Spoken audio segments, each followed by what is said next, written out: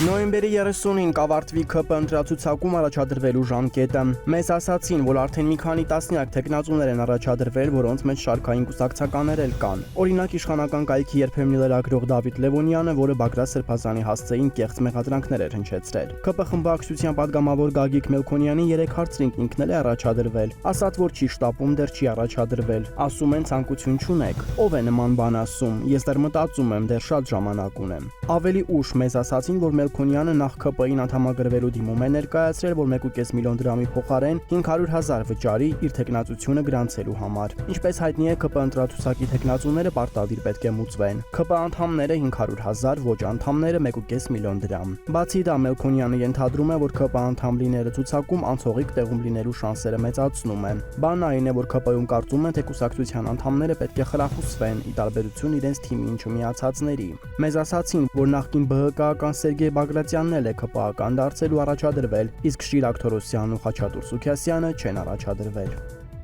Մայրաթոր Սուրբ Էջմիածնում այսօր նշանակված է եպիսկոպոսատ ժողով, որին մասնակցելու են Հայաստանում գործող բոլոր 20 եպիսկոպոսները։ Քննարկելու են մի շարք հարցեր, հատկապես եկեղեցու շուրջ ստեղծված իրավիճակը, օրակարգում է նաև Արշակ Սրբազանի հարցը։ Դեռ օրեր առաջ վեհափարի հրամանով հանձնախումբ է ձևավորվել, որը պետք է քննի Արշակ arczepiskopos-ի վերաբերյալ տարածվող ասեկոսեները եւ պարզի, արդյոք գաղտնի նկարահանված տեսանյութերը համապատասխանում են իրականությանը եւ ինչպես են դրանք պատրաստվել։ Երեկվանից իշխանական կայքերը հրապարակել են վեհափարին ուղղված հանձնաժողովի անդամների դիմումը, որով նրանք պահանջում են Արշակ Սրբազանի ծառայությունը սառեցնել մինչև քննության ավարտը։ Նրանք հորդորում են կաթողիկոսին առժամանակ կասեցնել Մայրաթորի դիվանապետ Արշակ Խաչատրյանի պաշտոնավարումը բոլոր պաշտոններում եւ ծառայությունը եկեղեցում։ Հիշեցնենք, որ ՀՀ քննչական կոմիտեն այդ տեսանյութերի տարածման դեպքի արդի վարույթ է նախաձեռնել։ Սրբազանն արձագանքել է դրանց, ասելով, որ իրը դրանք չեն առնչվում։ Այսօր ըստ ամենայնի եպիսկոպոսները կքննարկեն նաև վերջին 2 պատարագների թեման, որոնց մասնակցել են նաև թեմերի առաջնորդները եւ որոնց ժամանակ խախտվել է հայ պատարագների անցկացման կարգը։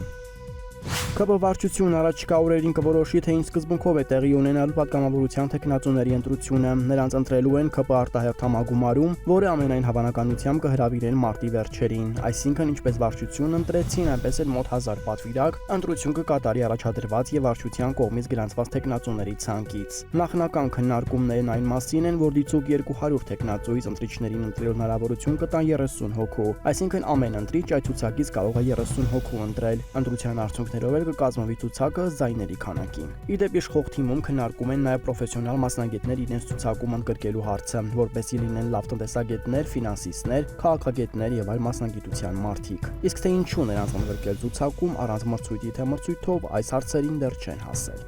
ՔՊ խմբակցության անկուսակցական անդամ Անդրանիկ Քոչարյանը, որի դեմ խմբակցությունում իստվար զանգված կատաղի պայքար է մղում եւ ձգտում է գծերից գծել, դուրս մղել իշխանական ռադարներից, առաջադրել է իր թեկնածությունը ՔՊ խորհրդարանական նախընտրական ցուցակում ընդգրկվելու համար։ Ասում են, ՔՊ-ում շատերը շոկի մեջ են, որ նա առաջադրվել է ֆրակցիայի ղեկավարի երաշխավորությամբ։ Հայտնի է, որ Քոչարյանն անկուսակցական է իշխող ֆրակցիայում, իսկ ՔՊ սահմանած խաղի կանոններով անկուսակցականները պետք է վարչության անդամներից մեկի երաշխավորությամբ առաջադրվեն։ Քոչարյանին երաշխավորել է Հայկ Կոնջորյանը։